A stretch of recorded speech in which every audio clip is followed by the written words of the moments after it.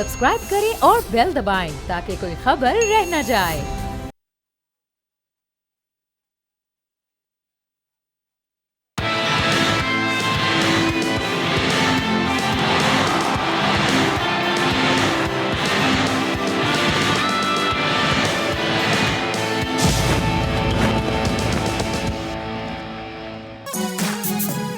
अस्सलाम वालेकुम, खुश आमदीद। आप देख रहे हैं खेल का जुनून PSL 11 स्पेशल। मैं हूं सादिया सैमसन और आज के थे बहुत ही दो अहम मैचेस। हमें नहीं लग रहा था कि एक्चुअली हैदराबाद इतना अच्छा खेल सकती है। सोचिए वो टीम जो 4 मैचेस लगातार हारी, और लगातार हारने पर हम ये बात कर रहे थे कि भाई क्या ये सिर्फ ट्विटर पर खेलने आए हैं। और कल तक जो लाहौर कलंदर्स को बॉल टेम्परिंग के ऊपर उनकी क्लास ले रहे थे, उन्होंने ऐसा शॉट कराया लाहौर कलंदर को कि अब वो चौथे नंबर पर खुद बैठी हुई है। 4 लगातार मैचेस उन्होंने जीते, फिर एक मैच हारे बड़े मार्जिन से। आज उन्हें 88 रन से जीतना था, 88 किया उन्होंने, 108 रन से मैच जीता, एंड दैट इज हाउ वो आज चौथी पोजीशन पर बैठे हैं। दूसरा मैच यानी मुल्तान वर्सेस इस्लामाबाद बहुत ही इंपॉर्टेंट मैच समझा जा रहा था, बिकॉज एवरीबडी वाज थिंकिंग कि कौन पेशावर ज़ल्मी के साथ मैच खेलेगा और कौन ये पोजीशन में आएगा कि वो सीधा फाइनल की दौड़ में शामिल हो जाए और उसको जो एलिमिनेटर्स हैं वो ना खेलने पड़े। So here we go, Islamabad is going to play Peshawar Zalmi, we have the results for that as well. तो सबसे पहले चलते हैं question of the day before we go towards our panelist and ask कि आज मैचेस में हुआ क्या है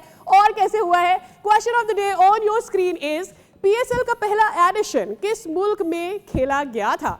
A Sri Lanka, B UAE, C Pakistan, D Bangladesh. दीजिए सही जवाब, हासिल कीजिए बोल नेटवर्क की जानिब से गिफ्ट हैम्पर। तो जनाब ये तो हो गया। अब जरा वो मैच जिसने सबको हिला के रख दिया, इतना हिलाया कि अभी थोड़ी देर में पता करेंगे कि एक्चुअली जो पिंडीज के कप्तान हैं उनको क्या हो गया, क्या रिजवान बोलते फिर रहे हैं, क्या उनकी समझ चल रही है, उस पर भी जरा बात करेंगे। पहले जरा मैच समरी देख लेते हैं। आज हैदराबाद वर्सेस पिंडीज मैच जो हुआ है उसमें हुआ क्या है। तो जनाब आज छा गया है Hyderabad with batting first. 244 run उन्होंने बनाए। आज मैक्सवेल जिनके लिए मशहूर है कि वो एक मैच में चलते हैं और ऐसा चलते हैं कि फिर सब उनकी तारीफ किए बगैर नहीं रह सकते, आज उन्होंने 70 रन बनाए सिर्फ 37 गेंदों पर। इसके अलावा उस्मान ने आज 54 बनाए। आज मैक्सवेल का साथ परेरा ने दिया और बड़ी अच्छी पार्टनरशिप दोनों के बीच आई। 50 रन उनकी जानिब से भी आए। And on the other hand side Khawaja ने 66 रन बनाए, रिजवान ने 26 बनाए, बिलिक्स ने 23 बनाए, बट नॉट इनफ। इतना नहीं, कम से कम कि आज हैदराबाद को वो हरा पाते। वेल ऐसा तो लग रहा था कि पिंडी की जो बात की है रिजवान ने आज, उससे ऐसा लग रहा था कि शायद वो एक्चुअली ये कहना चाह रहे हैं कि वो जिताना चाह रहे थे हैदराबाद। उन्होंने जिताया नहीं जिताया वो बात की बात है। आज हैदराबाद ने कैसा खेला इसके लिए चलते हैं। हमारे साथ मौजूद है तनवीर अहमद साहब, हमारे साथ मौजूद है अब्दुल गफ्फार साहब। अस्सलाम वालेकुम। अस्सलाम वालेकुम, गुड इवनिंग। बताइए जरा ऐसा क्या शानदार किया मैक्सवेल ने? It does happen every time, जहां पर फंसती है Maxwell does it for his team. देखिए पहली तो बात ये कि इतने रन तो हमें उम्मीद नहीं थी कि 244 रन ये कर जाएंगे, ठीक है। और ये भी उम्मीद नहीं थी कि जो रिजवान की टीम है वो इतने बुरे तरीके से क्रिकेट खेलेगी, बॉलिंग में इतने ज़्यादा रन हो जाएंगे। एक्सपीरियंस बॉलर जो हैं, मैं बार बार बोलता हूँ, आमिर जिस तरीके से इस पूरे टूर्नामेंट में रहा, जिस तरह उसने बॉलिंग की, जिस तरह उसने उसका बॉलिंग का एटीट्यूड था, रन अप था, मतलब पेस था, कुछ भी नहीं था। हालांकि उसने आउट किए हैं 10 मैचेस में, कोई 11-12 आउट किए हैं, लेकिन जिस तरह दूसरे बॉलर्स का इम्पैक्ट था ना किसी एक आध मैच के अंदर के, यार एक आध मैच में आमिर ने बड़ी ज़बरदस्त बॉलिंग कर दी या और बॉलर्स की भी मार पड़ी है, लेकिन एक आध मैच में वो कहीं ना कहीं अच्छी बॉलिंग कर गए, लेकिन आमिर की तरफ से ये चीज़ें नज़र नहीं आई, ठीक है। फिर उसके बाद कप्तान की जो अपनी परफॉर्मेंस थी रिजवान की, वो बिल्कुल ही ज़ीरो। फिर Darren Mitchell zero, Sam Billings zero, Yasir Khan zero, अब हर किसी की ज़ीरो परफॉर्मेंस रही है, ठीक है ना। तो कोई ऐसा नहीं था जिसने कोई एक एक्स्ट्राऑर्डिनरी परफॉर्मेंस दी हो, बंदा बोले यार शायद इसकी वजह से। अब जिस तरह हम इसकी बात करते हैं हैदराबाद की, ठीक है ना, हैदराबाद जब नहीं जीत रही थी हम बात कर रहे थे जी मैक्सवेल आएगा वो कुछ ना कुछ करेगा, लेकिन मैक्सवेल जैसे ही आया उसने इम्पैक्ट तो डाला ना, ठीक है। अपनी बॉलिंग में उसने थोड़ा इम्पैक्ट डाला। फिर आज बैटिंग देखें, उससे पिछले मैच में भी उसने बहुत फास्ट, उसने जो कुछ कम बॉल्स पे उसने जो रन्स किए, लेकिन आज के मैच में देखने 70 कर दिए, कुछ 36-37 बॉल्स पे, जिसपे 244 हुए। देखिए ये तो कर गया हैदराबाद लेकिन भाई सीधी बात है, मैं ऑन कैमरा कह रहा हूँ, मुझे नहीं समझ आया कि पिंडी क्या क्रिकेट खेला है, क्या बैटिंग की है। मैंने अपनी क्रिकेट हिस्ट्री में ऐसे बैटिंग करते हुए मैंने किसी को नहीं देखा, ठीक है। मतलब ये आपको ज़रूर पता था कि आप ये मैच नहीं जीत सकते, ये सबको पता था कि आप 244 रन कर नहीं सकते, सही। जिस टीम को ये पता होता है कि 244 नहीं कर सकता, क्योंकि हमें तो इस वजह से पता ना आपकी बैटिंग में वो प्लेयर ही नहीं है 244 चेस कर सकें, 200 नहीं आपसे हो रहा, 190 नहीं होता आपसे, तो कम से कम आप ये तो सोचते हैं ना कि यार हम 170 पे जाएंगे, 180 पे जाएंगे, 190 पे जाएंगे, 200 पे जाएंगे, हम इतना टोटल चेस करने की कोशिश करेंगे। सही। तो भाई आपने जिस तरीके से बैटिंग की, क्या ये 200 वाली बैटिंग थी है सिवाय उसके उस्मान ख्वाजा के? क्या कोई सोच रहा था कि उसने 66 किया ना उस्मान ख्वाजा ने, या। क्या कोई सोच रहा था कि हमने उसका साथ देना है? मतलब आ रहे हैं, जा रहे हैं, मार रहे हैं, 136-37 पे पूरी टीम आउट हो गई। भाई मैं तो सीधी बात है, मुझे तो इनकी बैटिंग की बिल्कुल समझ नहीं आई, और मैंने ट्वीट भी की, मैंने बोला भाई मैंने ऐसी बैटिंग कभी नहीं देखी, और मैंने लोगों के लिए सवाल छोड़ा, मैंने बोला भाई आप ही मुझे बता दें इन्होंने बैटिंग किस किस्म की है। ठीक है, अब मैं इससे ज़्यादा और कोई बात कर नहीं सकता। सही है। बात ये है कि ये जो बैटिंग हुई है ये बहुत ही पैथेटिक किस्म की बैटिंग की है पिंडी ने। ठीक है, इससे बहुत अच्छी कर सकती थी। आप कम से कम ये तो सोचते ना कि चलो यार इतने रन्स कर दो। एक फाइट होती है ना, फाइट क्या होती थी, फाइट क्या थी कि यार उनको उन्होंने हमें आउट करना है 100-150 के अंदर या उससे अंदर अंदर, इसकी फाइट कर लो, चलो यार हम 150 में नहीं आउट होते, उससे ज्यादा कर और जाएंगे। देखिए पूरे पीएसएल में ये दो टीमें ऐसी हैं जिनको टक्कर की टीम हम कह रहे हैं, मतलब आपस में एक दूसरे का वो था कि भाई इनमें से कौन जीतेगा, कौन आगे बढ़ेगा, और कोई भी इस टीम को बाकी टीमों के मुकाबले इतना सीरियस ले नहीं रहा था। आज जो रिजवान ने अपनी प्रेसर में बात की आफ्टर द मैच, वो जरा आपको सुनवाते हैं कि एक्चुअली रिजवान के अपने जहन में क्या चल रहा है। क्या वो फिल्टर्स लगाना भूल गए हैं? क्या वो जो बात कर रहे हैं वो ऑनेस्टली कर रहे हैं, या वो सिर्फ इसलिए कर रहे हैं, जैसे उन्होंने कहा कि भाई कभी कभी हम एक्टिंग करते हैं, कभी कभी जेन्युइन पेन हो जाती है, ये इसी किस्म की कुछ बात की उन्होंने आफ्टर द प्रेसर। आपको समझ आइए गफ्फार भाई ये क्या मतलब अगर आप फिल्म मुझे झलकियां बता दें इस पूरी फिल्म की जो हमने अभी सुनी है, कि क्या कहना चाह रहे थे, शायर इसमें क्या फरमाना चाह रहे हैं? मुझे तो पहले ये किसी कप्तान की प्रेस कॉन्फ्रेंस ही नहीं लग रही थी। ऐसे लगता है जैसे ना कोई मैच होता है तो हमारे यहाँ पाकिस्तान में नहीं, वो यार ऐसा हुआ होगा, ऐसा हुआ होगा। अगर आप किसी इंटरनेशनल कैप्टन की मतलब प्रेस कॉन्फ्रेंस आप एक्सपेक्ट कर रहे हो ना, तो उसका सिर्फ एक जवाब होना चाहिए था। उसके बाद में मैं इस मैच के ऊपर एक बात करना चाहूँगा जो बड़ा इंपॉर्टेंट पॉइंट है, कि आपका ताल्लुक ही नहीं है कि लाहौर कौन है, कराची कौन है। आप अपने लिए बात करेंगे कि हमें ओपोनेंट को हराना है। आप मैच खेलते हो जीतने के लिए, आप इसलिए नहीं खेलते कि हैदराबाद को डिसाइड आप करेंगे कि वो अच्छा खेल रहे थे या नहीं, या लाहौर को जाना चाहिए। None of your business. आप कैप्टन हैं, आप अपनी टीम की बात करेंगे, आप अपनी इस बुरी परफॉर्मेंस के बारे में बताएं। 9 मैच आप हार गए, और देखें सीधी सी बात है कि मैं 2 बातें बोलूँगा। आई नो कि इस वक्त जो तनवीर ने बात की उनकी बात रावलपिंडी की हद तक ठीक है, लेकिन डोंट फॉरगेट कि ऑस्ट्रेलियन कल्चर क्या है। आप जैसन गिलिस्पी का इन्फ्लुएंस भी याद रखें, वो किस किस्म के खिलाड़ी थे, वो कोच बैठे हुए। आप इरफान यादी का शॉट चेक करें, वो पहली गेंद पर 7 को छक्का मारते हुए आउट हुआ। उन्होंने डिसाइड किया हुआ था कि हम या तो 100 पे आउट होंगे या हम 240 ही करेंगे। मारते रहे, वो मारते रहे। ग्लेन मैक्सवेल, आप लाबोशैन की कप्तानी चेक करें, जिस तरह उसने बाद में बॉलिंग चेंजेस किया, अटैकिंग ऑप्शंस रखे। ये है ऑस्ट्रेलियन फ़र्क पाकिस्तान और ऑस्ट्रेलिया की टीमों में। जहाँ इनके प्लेयर्स किसी लीग में भी खेलेंगे ना सादिया, वो ऐसे मैचों में आपको कभी ये नज़र नहीं आएगा। जैसे आपको याद है हमारा वन ऑफ मैच था ये जो आखिरी वर्ल्ड कप में हमारा मैच था, जिसमें हमें बहुत अच्छा कुछ करना था। कुछ मुझे अगर फ़खर की इनिंग याद आ रही है, और हम बिल्कुल उसके बाद कोलैप्स कर गए थे। तो हम ऐसे ही करते हैं, हम वक्त पर कभी कुछ कर नहीं पाते। ऑस्ट्रेलियंस करते हैं हमेशा। दूसरा, रावलपिंडी 2 मरतबा इस टूर्नामेंट में 121 साल आउट हुआ है यार। वो ऐसी टीम रहे हैं इस टूर्नामेंट में। आज डैरल मिचेल भी नहीं खेल रहे थे, मुझे पता था इस टीम का मिड ऑर्डर इसी तरह तबाह होगा, लेकिन 244 जो इन्होंने खाए हैं उसमें साफ नज़र आ रहा था कि एक टीम का इंटरेस्ट टूर्नामेंट में बाकी है, दूसरे का कोई इंटरेस्ट नहीं है। लेकिन जो रिजवान ने बातें की हैं, अब ये आप दूसरों को क्यों मवाद देते हैं ऐसा? वो तो यही बात करेंगे ना, क्या आप कैप्टन होके डिसाइड कर रहे थे उस्मान ख्वाजा के साथ या टीम के साथ कि हैदराबाद को जाना चाहिए या लाहौर को जाना चाहिए?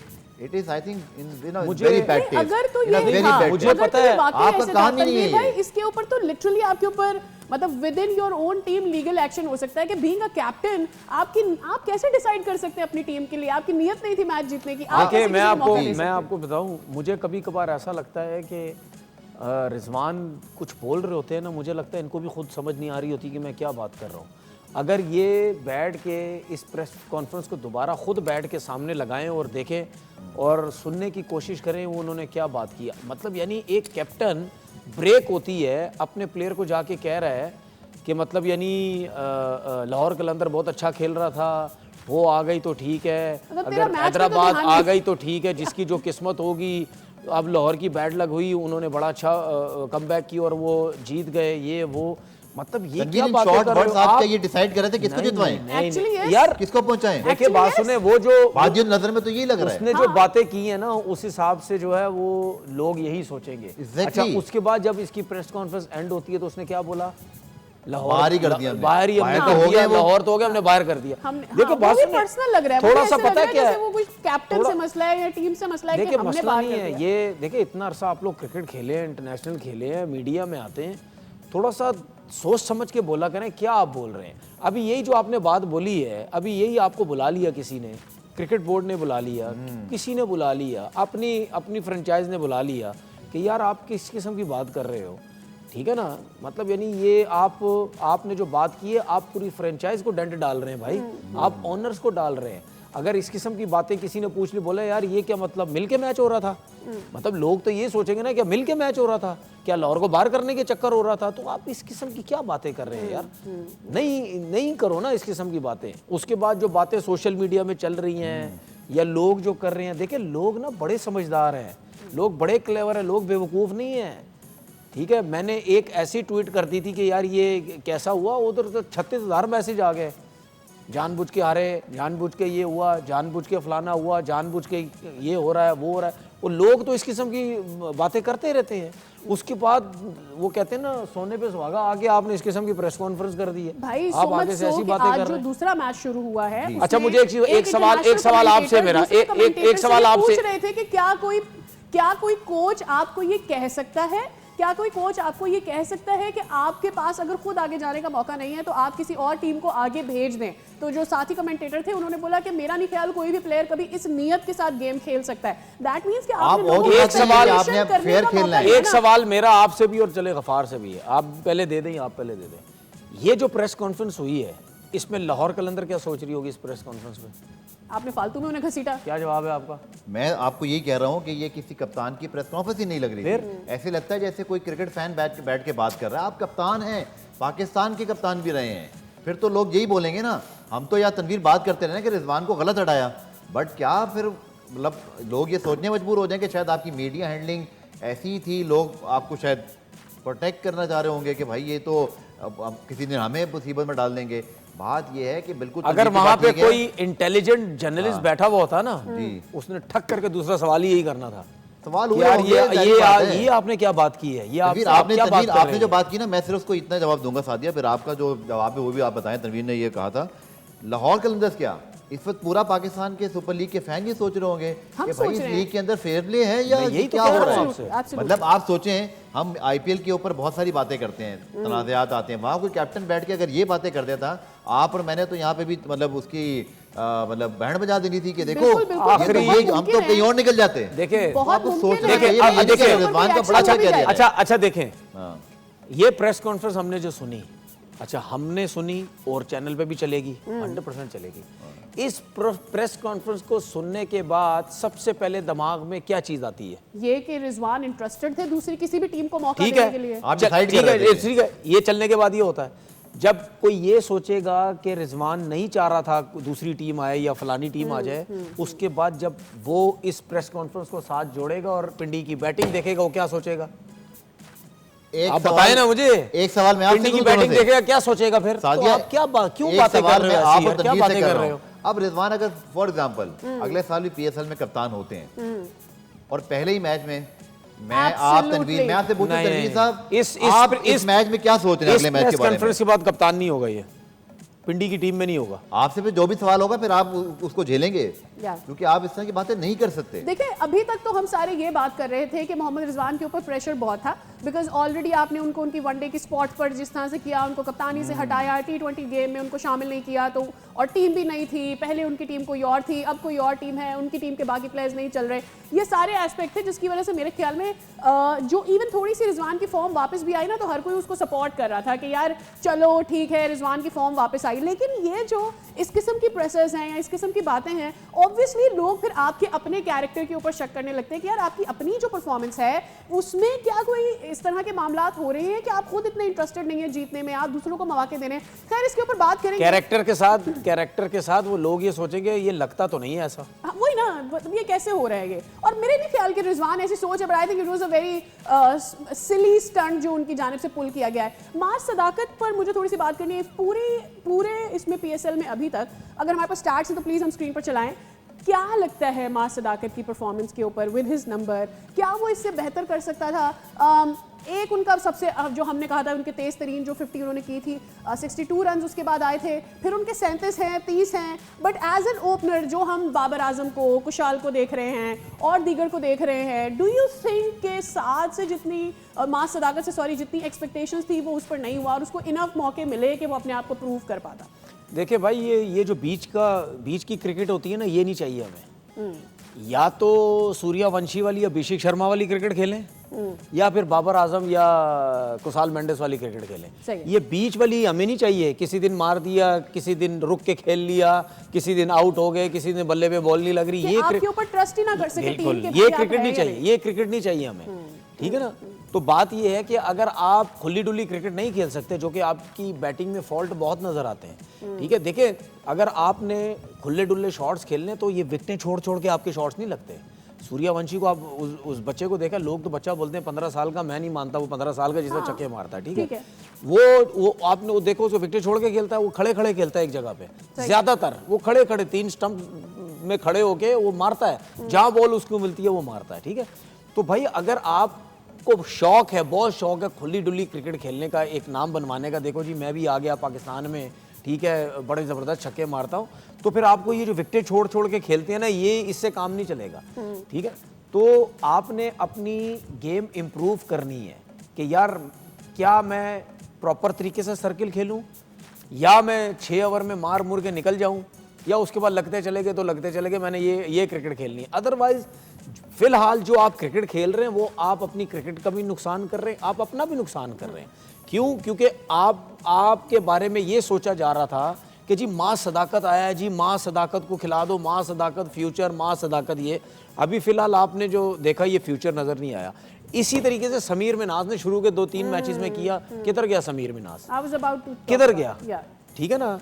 2-3 मैचेस में आया, ठीक है, उसकी परफॉर्मेंसेस शुरू हुई, उसके वालिद साहब से वीडियो पे बातें शुरू हो गई, उनकी प्रोफाइल बनने लग गई, बेटे आपके बड़े ज़बरदस्त हैं, सब कुछ है, ये है वो है फलाना है, ठीक है ना। तो उसके बाद उसकी परफॉर्मेंस भी नीचे जाना शुरू हो गई, ठीक है ना। तो अगर आप एक अच्छे प्लेयर हैं, टॉप प्लेयर बनना चाहते हैं, इम्पैक्ट अच्छा डाला है, तो फिर उसको कंटिन्यू भी तो लेके चले ना, ठीक है। हमारे यंगस्टर्स का यही तो प्रॉब्लम है, हमारे यंगस्टर्स स्टार्ट अच्छा लेते हैं, लेकिन उसके बाद क्या होता है, क्या कोचिंग गलत होने लग जाती है, या आपको कोई समझाने में कोई ज्यादा लग जाता है, जो अपने शॉट्स खेल रहे होते हैं, अपनी जो रन्स कर रहे होते हैं, वो सब तितर बितर हो जाते हैं। वही पुराने लड़के आके फिर आपको रन्स करते हुए जो है नजर आए। मुझे अफसोस हुआ इस PSL के अंदर भी, ठीक है ना, कि आपको कोई एक यंग बैट्समैन प्रॉपर एक, देखें यंग बैट्समैन मैं किसको बोलूंगा, कोई ऐसा प्लेयर नजर आए जो बाबर के साथ तो लगे ना यार। अगर बाबर ने 500 किए तो आपने कम से कम 450 किया हुआ,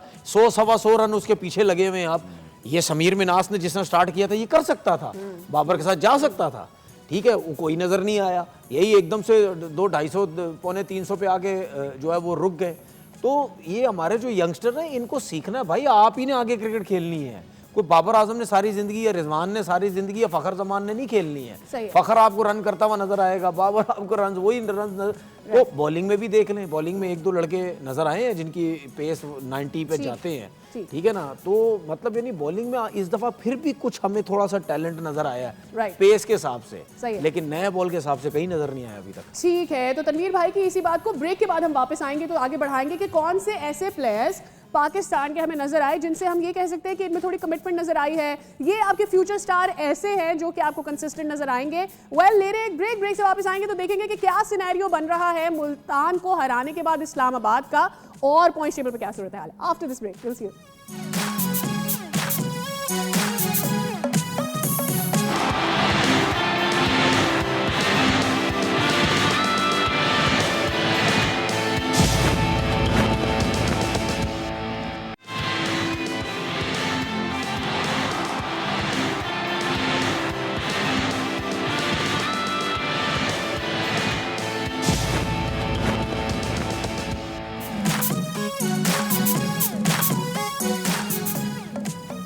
बैक अगेन। आप देख रहे हैं खेल का जुनून PSL स्पेशल। और ब्रेक पर जाने से पहले हम बात कर रहे थे कि हमारे जो यंगस्टर्स आते हैं, ऑब्वियसली हमारी होप्स तो उनसे बहुत ज़्यादा हाई होती हैं। कुछ को हम डोमेस्टिक में खेलते हैं, देखते हुए हैं, और फिर कुछ को हम PSL में, जो कि हमारा एक ही प्लेटफॉर्म है जहाँ से हमारे प्लेयर्स एक्चुअली हमारी नेशनल टीम में आते हैं, तो वो वहाँ पर आकर परफॉर्म नहीं कर पाते। और खैर बहुत सारे ऐसे प्लेयर्स जिनसे हम एक्सपेक्ट कर रहे थे कि उनकी कमिटमेंट हमें PSL में नजर आए, अब वो भी नहीं हो रही। जैसे अरफात में से मिनहास का जिक्र किया, अरफात ब्रदर्स में से, जैसे अभी तनवीर भाई ने साथ का भी जिक्र किया, सो क्या मास का जिक्र किया। So actually what is the reason? Gaffar भाई का पॉइंट लेते हैं, फिर बात करते हैं कि अब सिनेरियो क्या बनने जा रहा है। तो पहले आपकी तरफ आते हैं, गफार भाई बताइए, व्हाट डू यू थिंक कि क्या मसला है, कमिटमेंट का मसला है, व्हाट एक्चुअली लैक्स? तनवीर भाई ने जो बात की थी उसमें मैं सिर्फ एक चीज़ ज़रूर ऐड करूंगा कि पाकिस्तान सुपर लीग में ना लड़कों को बहुत जल्दी एक्सपोजर मिल जाते हैं। आप एक मैच परफॉर्म नहीं करते और आपके पीछे टीम्स लग जाती हैं। इस बार तो ऑक्शन में बहुत ही अजीब सूरत हाल हुई। डोंट फॉरगेट कि इस बार ऑक्शन से पहले क्या होता रहा कि एक लड़के की वैल्यू अगर 30-40 लाख थी, 70 लाख थी। मैं ये नहीं कह रहा लड़कों को पैसे नहीं मिलने चाहिए, लेकिन लड़कों को पैसे मिलें तो उसकी कारकर्दगी भी वैसी हो। अब जिसकी वर्थ 60-70 लाख थी वो 3-3.5 करोड़ में दूसरी टीम में चला गया क्योंकि उसको लगता था उसकी वैल्यू बहुत है। इन चीज़ों से ना लड़के डिस्ट्रैक्ट हो जाते हैं। इनकी मेंटोरशिप सादिया बहुत ज़रूरी है, क्योंकि हमने ये देखा है PSL के अंदर लड़का आता है, परफॉर्म करता है, लेकिन सस्टेन नहीं कर पाता। सारा मसला ही फोकस का है। स्किल सेट बाद में आता है, सही है, वो भी ज़रूरी है, लेकिन जब आप फोकस नहीं करेंगे, जब आप वक्त से पहले अपने आप को बड़ा प्लेयर समझने शुरू हो जाएंगे, मैंने ये बहुत करीब से चीज़ों को देखा है। तो ये आप फैक्टर ज़रूर याद रखिए कि हमारे प्लेयर्स ऑक्शन में अल्लाह करे अगले साल और पैसे आए।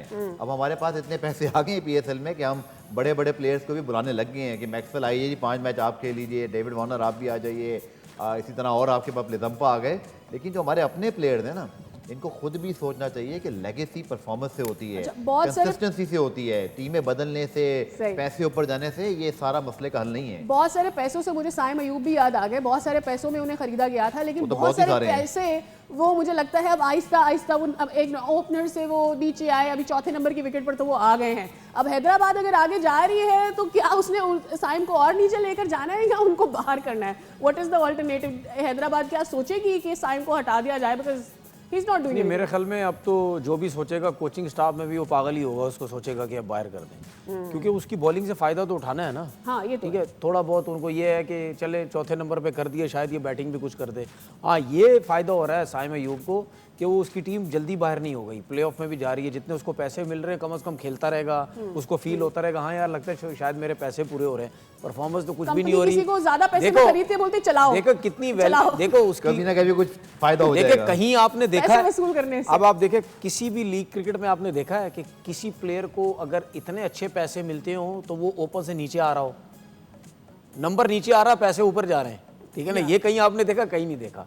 तो खैर साइम भी उन्हीं प्लेयर्स में था जो हम बात कर रहे थे कि यार अगर कोई नए प्लेयर हैं, खैर ये तो नए नहीं है लेकिन आए, अच्छा इम्पैक्ट डाला। पता नहीं इनको कौन सी इनको इंजरी हुई, उसके बाद आए, बेहतर हो सकते थे, लेकिन माइक हैसन जैसा बंदा मिल गया, ठीक है, बिल्कुल ही उसने बर्बाद कर दी, बैटिंग पे वो हो गए, ठीक है, बॉलिंग की तरफ आ गए। हाँ, जाहिर सी बात है जब वो इंग्लैंड गए थे रिहैब के लिए, उसके बाद ही बातें शुरू हो गई थी यार भाई ध्यान क्रिकेट की तरफ, ये वो सब कुछ। इससे हमें ये अंदाजा भी हुआ कि रिहैब आपको पाकिस्तान में क्यों रखना चाहिए, ताकि आपके प्लेयर्स जो है वो डिस्ट्रैक्ट ना हो। देखिए पता है आजकल के लड़कों का ये बड़ा इशू है, इसमें कोई शक नहीं है। अभी मैं इसमें ब्रेक में भी मैं गफ़ार से बात कर रहा था, PSL में भी कुछ प्लेयर्स मुझे नज़र आते हैं, कुछ नज़र आते हैं कि थोड़ा सा ऐसा लगता है कुछ एटीट्यूड, हमारे लड़कों के ना थोड़े एटीट्यूड के बड़े मसले आ जाते हैं, ठीक है, या वो बेचारे फाइनेंशियली इतने स्ट्रांग होते नहीं हैं, उनके पास अगर पैसे आते हैं या वो समझते हैं इतनी बड़ी लीग खेल रहे हैं तो उसमें थोड़ा सा एटीट्यूड जो है ना वो होता है। आप एटीट्यूड को कंट्रोल किस तरह करते हैं, बेहतर किस तरह करते हैं? जब आपके अराउंड आपका माहौल ऐसा होता है ना कि ज़रा थोड़े पढ़े लिखे लड़के, थोड़े समझदार लड़कों का ग्रुप होता है, तो उसमें फिर आपका एटीट्यूड उस लेवल पे नहीं जाता है।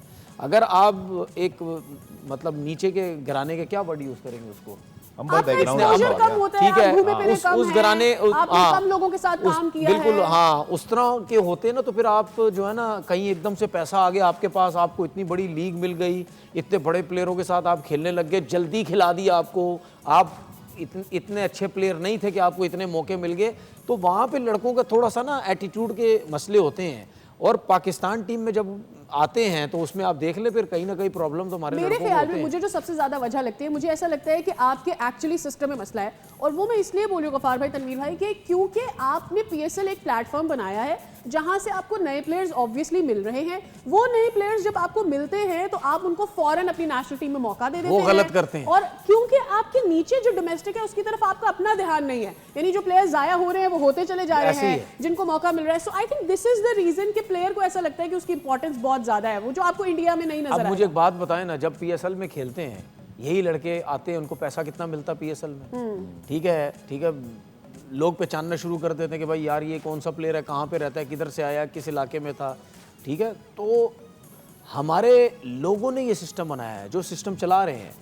ठीक है, हमारा क्रिकेट बोर्ड क्यों नहीं सोचता कि नहीं यार डोमेस्टिक क्रिकेट जो नीचे की तरफ है, ठीक है, वहाँ भी पीएसएल जितना पैसा दे रहे हैं उससे थोड़ा सा और बेहतर पैसा दें कि लड़के डोमेस्टिक क्रिकेट भी खेलें। अब लड़के डोमेस्टिक क्रिकेट की तरफ जाते ही नहीं है। अब मुझे एक बात बताएं, जिन फ्रेंचाइजीज ने मिसाल के तौर पर 8 लड़के रिटेन कर दिए हैं, ठीक है, उसमें से कितने लड़के डोमेस्टिक क्रिकेट अगर नहीं खेलेंगे, मिसाल के तौर पर वो कहते हैं जी यार हम फिट नहीं है, फैमिली के साथ जा रहे हैं, घूमने फिरने जा रहे हैं, हम डोमेस्टिक नहीं खेलते, तो उसके ना खेलने से ऐसा नहीं होगा कि फ्रेंचाइज आपको बाहर कर देगी। सही। उसने ले लिया, वो तो लेगी आपको, वो तो बोलेगी भाई मेरा मसला नहीं, आप डोमेस्टिक खेले ना खेले, अगले साल तो आपने मेरे साथ खेलना है। ये जो तनवीर ने बात की ना, मैंने 3-4 से मैं ये बात कर रहा हूँ फैज़ साथिया, कि जो आपके टेस्ट प्लेयर है ना, यासिर शाह जब खेलते थे, अजहर अली खेलते थे, असद शफीक थे, आपको इनको भी कंपनसेट करना है। आपकी जो टेस्ट स्पेशलिस्ट हैं, इन बेचारों की कोई इनकम नहीं है, कोई ये एक कैटेगरी में नहीं होता, क्योंकि कोई हमारी टीम टेस्ट मैचेस खेलती भी कितनी है। खेलते नहीं है, फिर वो पीएसएल में नहीं है। एक है एहसास कमतरी आपके उन प्लेयर्स के अंदर। हर किसी की ख्वाहिश है मैं पीएसएल चला जाऊं।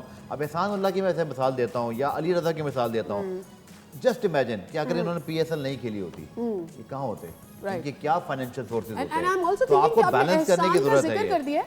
आपने एहसान का जिक्र कर दिया। आई रियली फील कि उसका उतना हमें दिखा नहीं वो, एंड प्रॉब्ली उसको और मौका मिलना चाहिए था after the injury, the comeback that he has made. मैं आपको काट रहा हूँ, जो लड़का पीएसएल नहीं खेलेगा ना, जो लड़का पीएसएल नहीं खेलेगा, अगर वो डोमेस्टिक भी खेलता रहे, वो हाईलाइट नहीं होगा। वो टीवी के लोगों से ज़्यादा पैसे नहीं कमाता वो। समझ रहे हैं ना, जो टीवी पे काम कर रहे होते हैं ना, वो उससे ज़्यादा पैसा कमा लेते हैं। तो मेरा सिर्फ कहने का मकसद ये है कि ये नहीं होना चाहिए। जो डोमेस्टिक का प्लेयर भी है उसके पैसे हमेशा कोचेस से ज़्यादा होने चाहिए। रखें आप। ठीक है, उसके पैसे ज़्यादा होने चाहिए, ज्यादा। प्लेयर को भी इंटरेस्ट हो अब ना। मुझे बिल्कुल पैसे क्यों दिए जाते हैं भाई? एक कंपनी अगर आपको हायर करती है ज्यादा पैसे दे के, वो क्यों करती है? वो आप में एबिलिटी देखती है, टैलेंट देखती है, ठीक है, वो कहती है कि भाई इसमें वो सब कुछ है जो हम चाहते हैं, तो इसको इसकी मर्जी का पैसा दो कि ये कोई और पकड़ ना सके इसको। उसके बाद जब उसको पकड़ने की कोशिश करते हैं तो कंपनी और ऑफर कर देती है कि नहीं इसको और दे दो पैसे। एंड डोंट फॉरगेट कि आईसीसी जितना आपको पैसा देता है, बिल्कुल अंधा पैसा है। डोमेस्टिक क्रिकेट में आप लगाएं उधर भाई। डोमेस्टिक क्रिकेट में आप लड़कों को इतना पैसा दें, अगर उन लड़कों का पीएसएल में नाम नहीं भी आता तो वो कहीं नहीं जाएंगे, उनका घर बार ठीक, अयाशी की जिंदगी बड़ी जबरदस्त गुजरेगी। मैं आपको एक और चीज बताऊं, ये डोमेस्टिक के लड़कों, डोमेस्टिक के जितने भी लड़के, मैं इस वजह से बात कर रहा हूं क्योंकि हम ये चीज फील कर चुके हैं। हमारे पास 150 रुपया दिन का मिलता था, हमें तो पैसे भी नहीं मिलते थे। हमें पता है ये डोमेस्टिक के लड़कों की बिल्कुल पैसों की कितनी वैल्यू होती है, lowest class of train. Domestic के पैसों खोल के बताया ना, और क्या डोमेस्टिक वो तो वही वो किचन के डब्बे में जाते थे हम, वो तो छुपलियों मकबुलियों की बात बता दी, कमरे में जा ठहरते थे, ठीक, वो तो बात हो गई थी हमारी। ठीक है, मेरा सिर्फ कहने का मकसद है कि डोमेस्टिक के लड़कों को इतने पैसे मिलने चाहिए, 2 से 3 साल बाद उसके पास भी 1 से 1.5 करोड़ की गाड़ी होनी चाहिए। 2-3 साल वो डोमेस्टिक खेले, कम से कम 1-1.5 करोड़ की गाड़ी उसके पास होनी चाहिए। ठीक है, 3-4 करोड़ का घर होना चाहिए उसका। मैं आपको सही बात बता रहा हूँ, ये अय्याशी होनी चाहिए एक डोमेस्टिक के प्लेयर की। वो अय्याशी से अपने डोमेस्टिक भी 15-16 साल जो खेल सकता है वो खेले। फर्क है डोमेस्टिक का प्लेयर, पीएसएल का प्लेयर, पाकिस्तान का प्लेयर, ये बहुत फर्क है, ये नहीं होना चाहिए। इसीलिए लड़के छोड़ के कोई अमेरिका चला जाता है, कोई किधर चला जाता है, उसको पता है भाई मेरा घर है। अब उसको यहाँ अगर पैसे मिलेंगे ना, अगर उसके पीछे 10 बंदे भी हैं, वो चला रहा है 8 बंदों को भी चला रहा है, तो याशी से रहेगा वो। एब्सोल्युटली, क्योंकि आप अपने प्लेयर्स को मौका नहीं देते हैं, इसीलिए फिर वो इंटरनेशनल लीग्स की तरफ जाते हैं। बहुत सारे प्लेयर्स को हम जाया कर चुके हैं और बहुत सारे प्लेयर्स जो हमारे सर्कल में या सिस्टम में ऑलरेडी मौजूद हैं, या तो उनको इतनी इंपॉर्टेंस मिली है कि वो अब फॉर ग्रांटेड ले रहे हैं गेम को, या फिर उनको बिल्कुल इंपॉर्टेंस नहीं मिली है कि उनके पास कुछ है ही नहीं है दिखाने के लिए कि भाई वो पाकिस्तान के लिए खेल रहे हैं, तो क्या मिल रहा है उनको। We are taking a break, after this will discuss the scenario कि अब क्या बन रहा है पीएसएल में, आगे प्लेऑफ्स और एलिमिनेटर्स और क्वालिफायर की क्या सिचुएशन होगी आफ्टर दिस।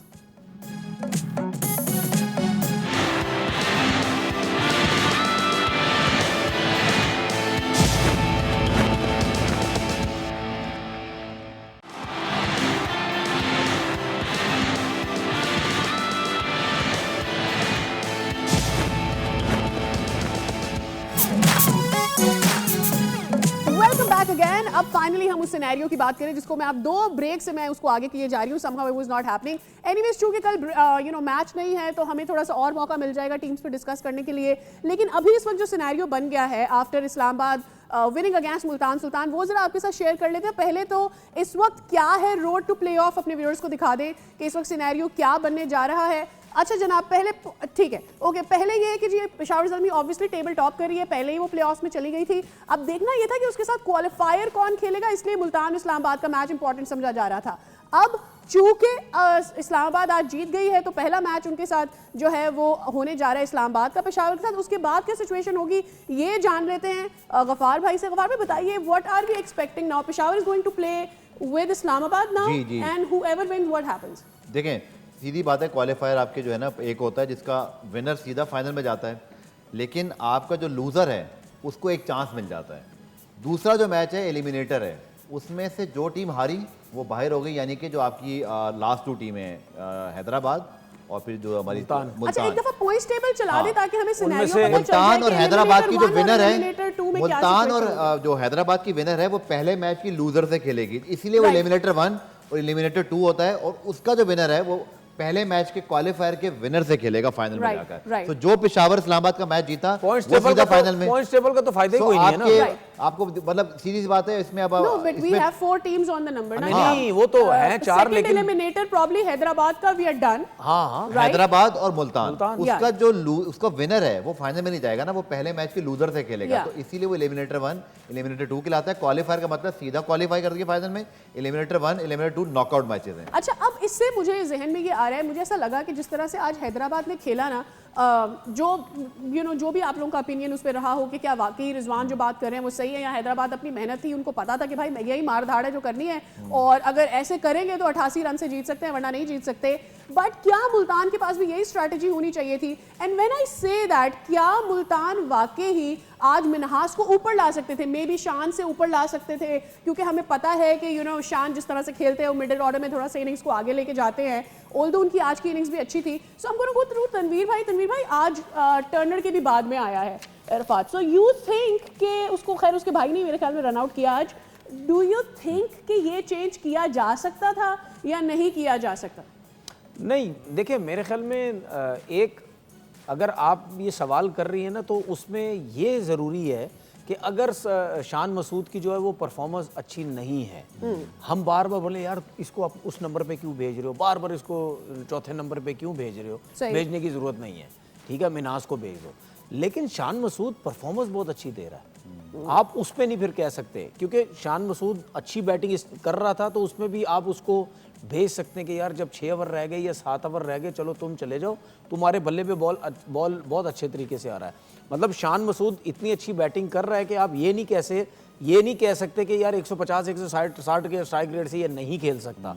वो उसने खेली भी, और आज के मैच में भी आई थिंक 44 किए, 32-33 बॉल होते हैं, ठीक है ना, गेंदों में 44 रन, बहुत अच्छा खेले, ठीक है। जिस नंबर पे आके वो बैटिंग कर रहा है वो बहुत अच्छी कर रहा है वो, तो उसके बाद देखे ना फिर मिनास एस्टन बेसिकली आउट हो गए जल्दी, शायद वो एक देखिए एस्टन टर्नर की, और अगर मैं अभी देख रहा था समीर इरफात मिनास की परफॉर्मेंस सेम ही है तकरीबन टूर्नामेंट में ना, तो कुछ ज्यादा फर्क शायद उस पर तुमको लगा नहीं होगा। हाँ, वो बहुत अच्छा खेल गए, तो वो कप्तान ही भी हैं, तो इसलिए वो अपने नंबर पे आ रहे थे, लेकिन क्योंकि जैसा वो खेले एक तासुर तो आता है, लेकिन दोनों की परफॉर्मेंस ऐसी थी, मेरे ख्याल में एस्टन टर्नर चाह रहे होंगे कि वो अपनी रिस्पॉन्सिबिलिटी लें, लेकिन आज नहीं कर सके वो फिर। राइट, और मेरे ख्याल में वो अच्छा कर भी रहे थे मुल्तान की, मतलब बस वो mediocre कोशिश kind उसकी of- टर्नर की ये कोशिश थी कि देखिए दोनों टीम्स की ये कोशिश थी ना हम सेकंड पे आ जाए किसी तरीके से, क्योंकि सेकंड का जिस तरह गफार ने बताया एक एडवांटेज है ना, हारा तो फिर आपका एक दूसरा और चांस एक बचता और है। मौका आपके पास, ठीक है। तो उसमें वो शायद वो सोच रहा था कि अब मैं तेज़ खेलूँ, मैं जितना तेज़ खेल सकूँ, ज़्यादा से ज़्यादा रन कर सकूँ, इस्लामाबाद पकड़ ना सके, ठीक है। ठीक है। लेकिन ये पिचेज ऐसी हैं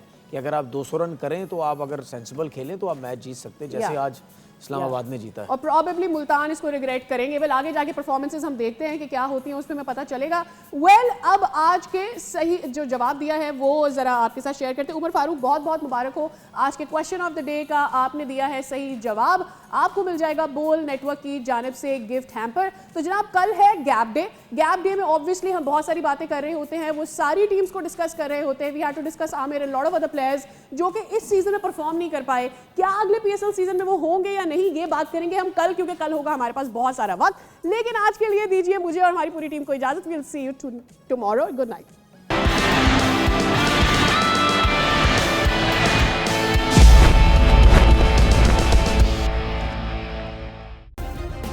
सब्सक्राइब करें और बेल दबाएं ताकि कोई खबर रह न जाए।